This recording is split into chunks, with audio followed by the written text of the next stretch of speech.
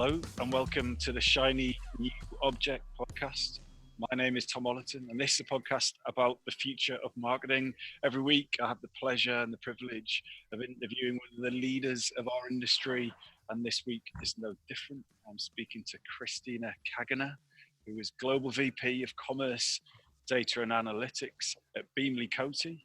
We were introduced by Dan Brain and the gang at MadFest. Kristina is going to be on stage at MadFest this week on Thursday at 10:45 a.m. So if you're not in the UK or you don't have a ticket, tough because it's sold out.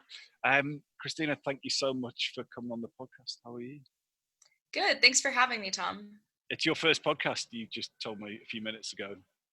Yeah, it's my first one. So I'm very nervous to hear what my voice sounds like on record. I'm actually recording this in St. Pancras Station. So hopefully that if there's any train sounds, then that's not special effects. Oh, there's one right on cue. Brilliant. So Kristina, so people who aren't familiar with who you are and what you do, can you please give the audience a little bit of an overview? Yeah, absolutely. So I've been at Coty for about 4 years, back and forth between Beamly and Coty. My career prior to this has always been analytics, but since entering Coty, it's become much more overall digital. I originally joined to build out the in-house programmatic, and have gone on to do different types of programs, including scaling out our global DMP role, and most recently working on our digital transformation program and turning that into a technology offering that I'll be speaking about on Thursday.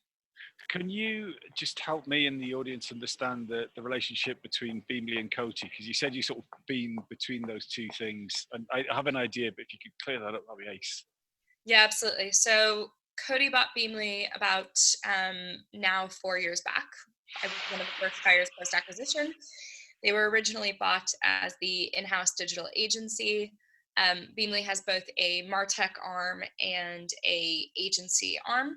So there's programmatic and creative activation that happen as part of Beamly, but then there's also the team that I sit on, which is product and engineering. So we focus on building tech and scalable solutions. So we continue to do work for Coty. We also do work for other people. And my role is particularly interesting because I was at Coty specifically running the digital transformation program alongside my boss, Jason Forbes, who is the CEO of Beamly and also the Chief Media and Digital Officer of Coty, when we noticed that there was a real opportunity to innovate with analytics, which is something almost no one ever gets to say.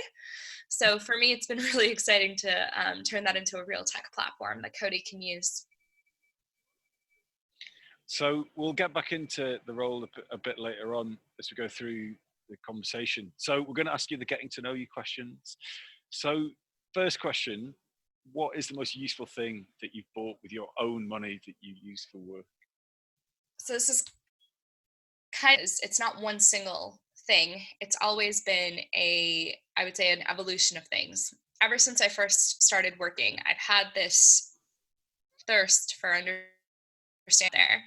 And I find that startups and little technology companies often have the best, and I've always wanted to give them a try. So what I find to be one of the best things that I've ever done in my career is every single little startup that you can imagine in whatever space I'm working in, I have invested in piloting it, and I've usually spent my own dollars to do so. So I've tried every social analytics tool you can imagine that used to be available for free when that was hot. Now I have Google Cloud platform accounts that I use to spin up clusters on the weekends. But I find that hands-on element to always give me the edge around people who only talk about it in theory. So you spent your own money on trialing ad tech? Of course. So surely I've never heard anyone say that. That's fantastic. So like, what's your budget? Like how much of your hard earned are you prepared to put behind a trial? You'll have to talk to my husband about that one. He's the finance department. Right. Okay. Brilliant. And what have been the notable standout trials you've done, and what have been the ones you're like, oh, that really wasn't worth it? I mean, a lot of the companies that people say are market leaders in things like, particularly around community management, I would say almost never felt that like they were worth it. Some of the stuff that I have found to be really scrapping are things like keyword tools. So I've paid for a tool called keywordtool.io for the last 4 or 5 years now. I can't say it's the best tool in the entire world, but it gets the job done. And whenever I want to know something's relative interest, I can always log in and take a look. There's also, again, I've come from an analytics background. There's also this desire for me to understand how other people think. So sometimes in that vein, I'll actually run a quick Google survey or another panel provider to validate if what I'm thinking is what other people think as well. Right, and you'll happily put your own money behind that to prove your point. Yeah, so actually, funny story about that. My husband and I moved house about 4 or 5 months ago now, and he really wanted a rug in the front room, and I really didn't. And so he knew that the only way to convince on a survey around how great rugs are. So yeah. So he ran a survey about how great rugs are. Yeah, absolutely. And who was the target audience for that survey? I think he just went with general population in the UK. Yeah, not getting too specific. And what was the feedback? Well, so this is the other funny part: is it came back with they give you a quote of how much it would cost to get to a sample that you would accept. And he came in the front room and he showed me the survey. It was a great survey, but he said, actually, it would have cost more than the rug. So I just decided I'll buy a rug, and if you don't like it, throw it out. Right. That is possibly the most nerdy couple thing I've ever heard in my life. But I celebrate that. That is fantastic. Right. So you have a mentality of saying yes to things, apart from rugs, and yes to new technology, yes to trialing things, yes to putting your own dollar on it. But what have you become better at saying no to in the last few years? I think I've just become better at saying no to things that won't benefit me or the people around me. So when probably 5 years ago, I was very eager to please, and I wanted everyone to feel heard, and I wanted to smile, and I wanted everyone to feel good about the decisions. I have quickly learned that that's the quickest way to burn everyone around you out, including yourself. So if I know something won't work, something's just basically a use of time rather than for something that's going to benefit everyone else, I will be the first to challenge that. And I'm happy to have a debate about it. But I don't want to do work for the sake of saying we did work. I wanted to have meaningful outputs. And so what are your criteria for knowing something that's not going to work? Like, how do you do this on feel, or do you have like a criteria? How does it work? I mean, a little bit of both. After you've done certain types of projects that many times, you kind of know what will and won't work based on feel, like you said. But also, if we keep trying the same exact thing, but we keep getting to the same output, we probably need to change the way we approach the problem. And I'm a really big advocate of that. So there's the saying, the definition of crazy is doing the same thing over and over again and expecting a different result. It's not the definition of crazy is trying the same thing over and over again. So you can change your approach and still get to an outcome that's really meaningful. But it's really important to be open to that feedback and to be open to the fact that you might not be doing things perfectly. So I'd love to hear a story about a big mistake that you've made in your career, a real huge fuck up where you were like massively face palming and red faced, and then you realized that actually over time it was a worthwhile mistake. Yeah, I won't tell you which company this happened at, but at one point in my career, we were running a campaign, and the overall campaign budget, it was a test campaign, was quite small. It was maybe 25,000. And we had spent about 5,000 of it, so about fourth or fifth. And we realized that the way that the campaign had been set up was completely wrong. So we were meant to be optimizing towards a conversion, and unfortunately, the conversion pixel was not implemented in the right way. We were essentially optimizing towards nothing. And the particular point was to get an analytics read on how things would perform. So every dollar counted. I will not lie to you. I probably sweated more in those 30 minutes than I have ever sweated in my life. But we quickly regrouped as a team. We sat down and we looked at what we did wrong and we looked at how we could fix it. And we paused the campaign, obviously. And when we made those changes, what was interesting is that we actually performed 7 times better than we had originally projected because we were able to learn from those mistakes and make the implementation even better. And ultimately, we still ended up hitting our targets within the budget that we were originally given, which was, I would say, talking about the importance of being agile and being open to doing things differently. Completely set out to do the piece of work. It was completely different than the way we intended to do the piece of work. And we ended up with a result that was even better than we could have anticipated. Right. Okay. So that's like a massive success story, not really a fuck up. You just you didn't start very well, but you totally smashed it at the end. But anyway, I'll accept that, and I agree that I think that the expensive mistakes that you make are the ones you learn from. Yeah, absolutely. And I think it's okay to say that every mistake does have a silver lining, like even if it's not tomorrow, right? Everything that you do should change the way you think about things. And I'm proud to say that that's definitely been how I've approached not just my work challenges, but my personal challenges as well.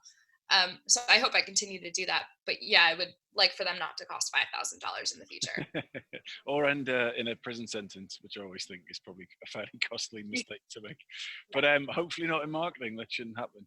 So yeah, some useful advice there. So do you ever get asked to give advice to students? Do you coach people or try to inspire the next generation? And if so, what advice do you give to a smart, driven student who wants to get into the industry?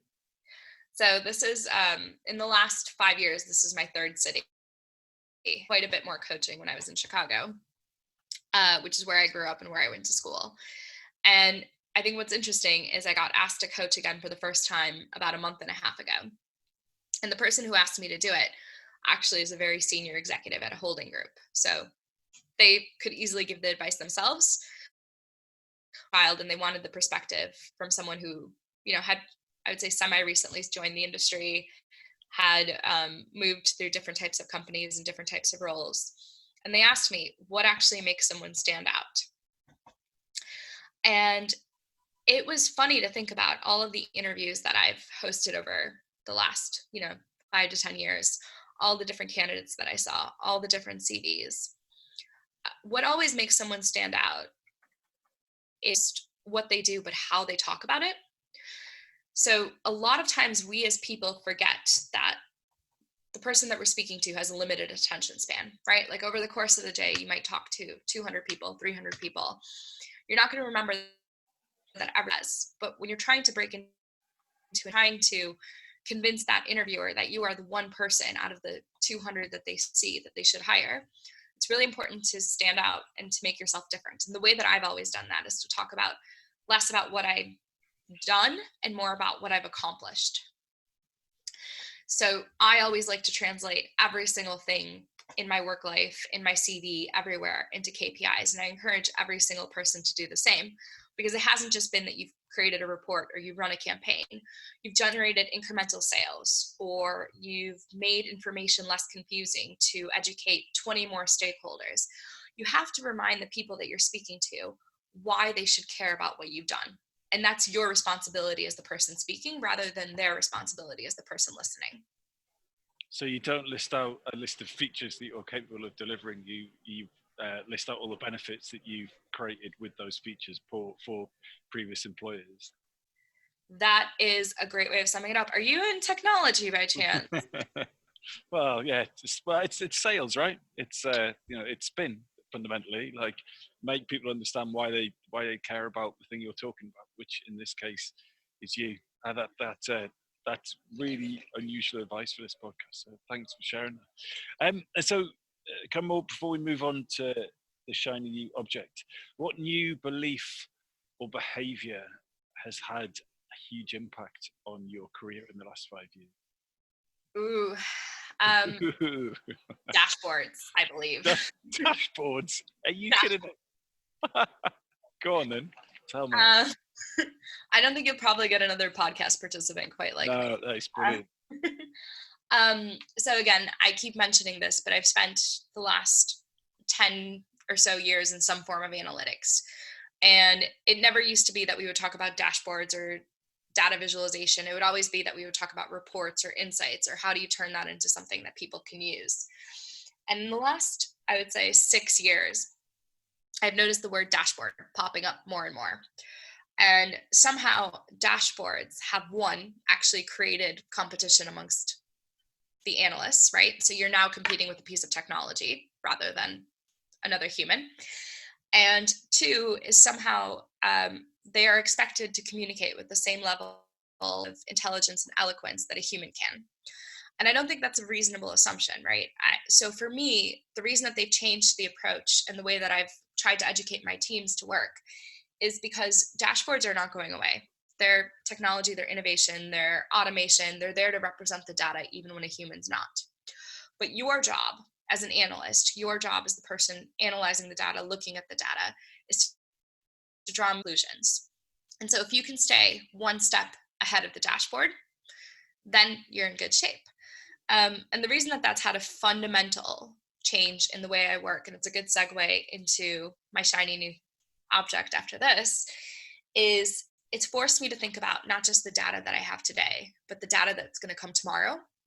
And what do I do with it? And how do I make myself as a human indispensable in a world where a dashboard can provide the same KPIs and metrics that I could have 5 years ago?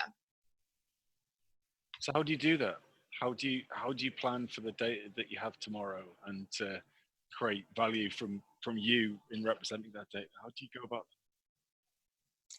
I always like to think about what questions would I ask if I knew nothing. So you're presenting this data set to someone who's never looked at it before. They're going to have questions. They're going to try and understand. How do you preempt those questions? How do you make sure if there's a big hole in what you're looking at? So we talked about me spending my own money to trial ad tech and my love of keyword tools. It's because I always found when we were doing social listening projects way back when, is I always knew the why, but I never understood how much the why valued. And keywords were a really nice complement to qualitative analysis. And so by implementing those quant numbers, I was able to provide the context around how important are these people's opinions. Is this trending up or trending down? And that's something that a dashboard doesn't know to do. That's only something that I can tell a dashboard to do.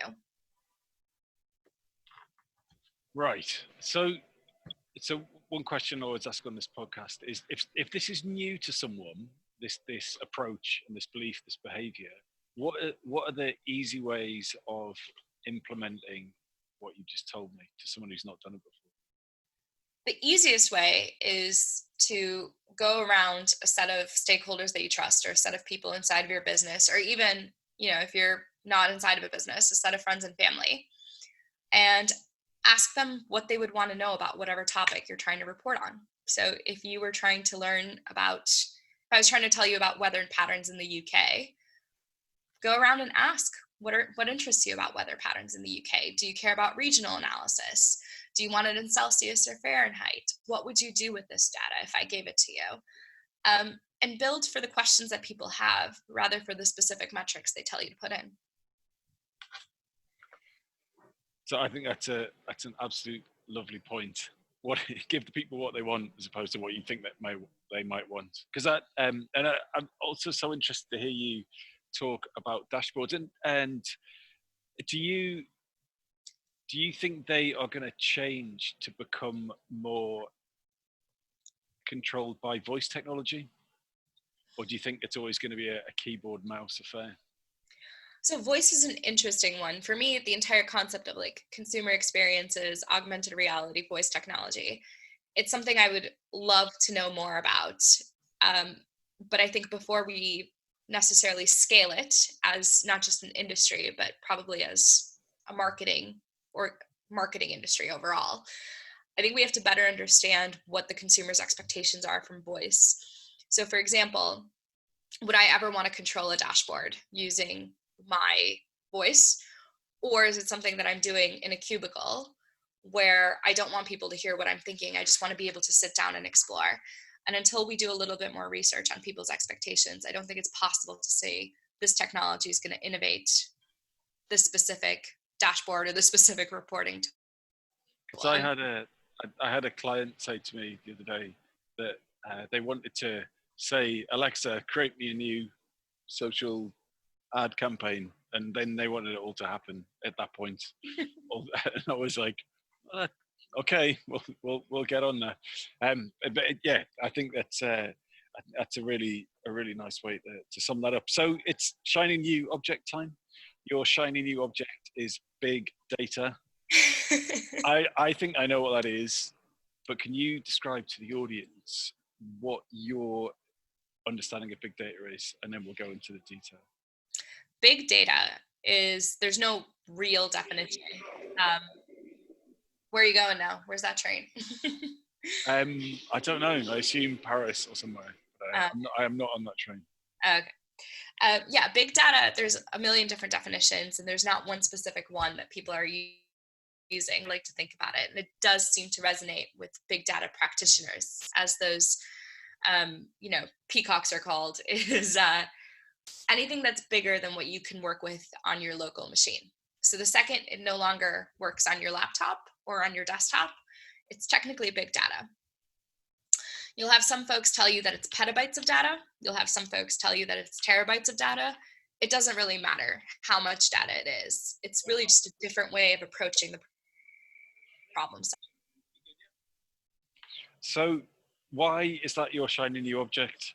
What is it about that's exciting to you?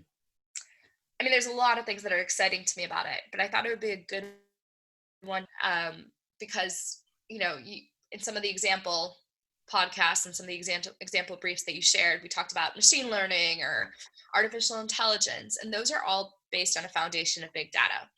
What most people don't realize is that in order for any of those things to work, you actually have to not only get the architecture correct, which fine, you can probably hire some engineers who can help you with that, but also get your use cases correct. And that's the number one thing. I've seen too many examples of companies talk about big data, build all this infrastructure, and then either work with data that they could use Excel for, or alternatively, just move data from one place to another, and then not draw any insights or conclusions or even any outcomes from it. So to me, it's really important to get the concept right so that we can actually start getting the outcomes right. So explain to me how that works for you in a marketing context. So give me an example of getting the right kind of data set up in the right way for you to action it. Well, let's not talk about the right kind of data. Let's take that use case that you were just talking about, voice in a social media marketing campaign. Yes, we'll get right on it. That's not a very detailed brief, I get it. But if you were working with this particular client, let's pretend for 6 years, and you had every social media marketing campaign that they had ever run, or that their end user has ever interacted with, or every single user that's been to their website, or even if they have an app, every single person who's been inside of the app, right? Actually, you don't even need that much more detail in your brief. You know that they want to run a social media marketing campaign. Let's assume it's to drive conversion, just for the sake of it. And let's say that they already have the creative, 20 different types of creative that you could use. What big data would allow you to do is, one, take all of those different types of data sources that I just mentioned, collect them in one place, but then also create uniformity around the data. And then you can start doing some really, really interesting things. You can build artificial intelligence that allows you to better understand, okay, these data sets predict that these types of variants will drive conversion. Or if your KPI changes from conversion to just clicks, these are the different variants that would influence that. And I talked about, to me, the USP of a human versus a dashboard is us being able to predict what comes next and us being able to plan for it. I think big data is the perfect example for it, because when you're building these use cases, when you're building these architecture frameworks, you're not building for the data sets you have today. You're building for the data sets that you want to have tomorrow. And that's a really, really cool concept. So how would a brand or a marketer who isn't in commerce data and analytics start to make a short-term impact when they don't have 6 years worth of data available and the app data is off with a different department or a different location, and the conversion data isn't structured in the same way? Because what you described there is a kind of, if you had all these things lined up perfectly, then yes, it would definitely, you'd definitely be able to drive some insight.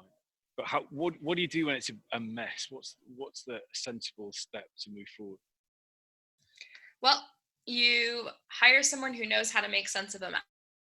I say that because it is literally, I was making the joke to someone, it's very similar to forensic accounting, which is Right. you know that there's this desired outcome, you have to get to it. You have these 20 different data sets. And what this person should be able to do is come in and understand what are the commonalities of these data sets. Do those commonalities lead to the outcome? And what are the steps that we have to take along the way in order to make sure that every single one of those data sets is surfacing that commonality? I'm basically putting it into very layman's words, but the concept in data engineering is just called ETL, which is extract, transform, and load. And with big data, you're actually starting to see different trends in that emerge. They're talking about extract, load, and then transform. So essentially, you get all of the data you possibly can, you put it into a data lake of some sort, and then you build use cases on top of that, which is really cool if you're a marketer that doesn't know what you're going to want in 6 months' time. All you know is that you want to collect as much data as possible so that you can start filling in the holes that your business has. And it's also a really great way of scaling, because it allows you to basically build one use case for one department, a different use case for another department. I guess the one thing that working in big organizations has taught me is that even if you have one data set, you're probably going to have 5 different departments that want to view it in 5 different ways. So what new types of big data are you excited about getting that you can't currently get your hands on? I don't know that there's... So the reason I ask is that one of the previous guests on this podcast was talking about facial recognition data that WeChat are working with, and what they do is make assumptions about the user state of mind based on what's going on their face, and there's like 35 or 45 different facial triggers that will change the user experience of the app or the experience. And I was wondering if you started accommodating for that kind of data coming in? And I think you made an absolutely brilliant point. They don't try and collect the data you need today, but the data you're going to need tomorrow. So do you have an eye on the future in that sense? You are scaring me with the facial recognition data. Side tangent, but very related. I had to make a new business account on one of the popular social media platforms today because I needed to log into some things that we use across the organization. And actually, they asked me to upload a photo and to take a photo with my webcam so that they could compare that it was really who I said I was. And it creeped me out. It's not easy. Really? Yeah. Really? So and this is in the UK where GDPR is a thing. You know, you mentioned WeChat. So there are definitely more and more use cases for that starting to come. And this is, I'm not joking when I say it's a major social network. It's definitely one that you use at home. So I think there's more use cases like that in terms of verifying you are who you say you are and identity and all those things. My team is actually starting to work with a pretty cool concept. While we're not trying to work with biometric data, because that would be slightly terrifying. We are trying to use the imagery that we have from our own marketing campaigns to basically translate that we can work with. So we're playing with some visual recognition APIs, and we're also starting to look at what makes an image similar or different. It's very, very early days for that particular work stream. But I think it's really exciting because it starts taking the concept of you have this image that something that only humans can see, right?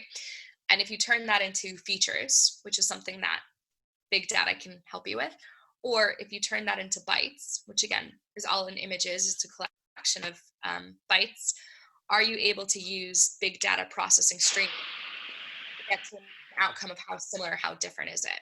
And then if you do get to that outcome, why is it similar? What makes it better than the other ones?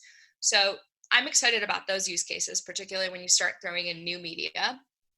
I'm also keen to see how things like voice technology and augmented reality change that particular dynamic. There's already some legislation that's happening around the world around what marketers can and can't do with that type of data set, because it's really important to make sure that we remain ethical and we don't betray the trust of the consumer. So I think as we scale those out, that's something that we definitely have to consider. You don't want to creep someone out. You don't want to be prohibitive in the way that you market either, right? The whole point of what we try to do is to bring inclusivity. It's not to create more silos. So how do you feel big data and creativity are going to be enemies or bedfellows? Because you talk about visual recognition to analyze ads or assets, and working out tags or triggers, and I think that is used by various different businesses. But do you think we're going to get to a point where we can absolutely track everything in every ad so that we can predict with absolute certainty what's going to work, or do you think there's going to be a gooey, fluid, human creative bit that always will play a part? I definitely think there'll be a gooey human creative bit that will play a part. But it's very similar to kind of where I see analytics. If we can free up people from doing the things that just take time but don't add value, they're going to find more and more ways to add value. So if I can tell you that something is consistently black and black works 9 times out of 10, it's your job to figure out how do you apply that black to your particular brand or your image. Or black was a bad example, but I don't think that machine learning or AI or computers are ever going to be able to replace the spirit of innovation that humans bring. I think we'll leave it there. That's an absolutely lovely place to close it off. It was an excellent chat, and thank you so much. If someone wants to get in touch with you and discuss the things you've been talking about, what is the best way to get in touch with you? You can email me. So do you want to share your email address? Yeah, Go Kristina, for it. Yeah. Kristina. Yeah. Dot Kaganer at Beamly, BEAMLY.com. I know I have a very long name, so I'm sure they can also reach out to you and you'll put them in touch. So if someone was going to send you an outreach email, what goes into a great outreach email? Well, hopefully, don't try to sell me on something or ask if I can introduce you to someone in my company. I'd love to start a conversation, a dialogue, and hopefully we have mutual interests. I think that's probably the biggest thing to me right now. Yeah, brilliant. Kristina, thank you so much. What an absolute treat. I will see you on Thursday morning. Sounds good. Thank you so much for having me, Tom. It was a great first podcast. Fantastic. Thank you.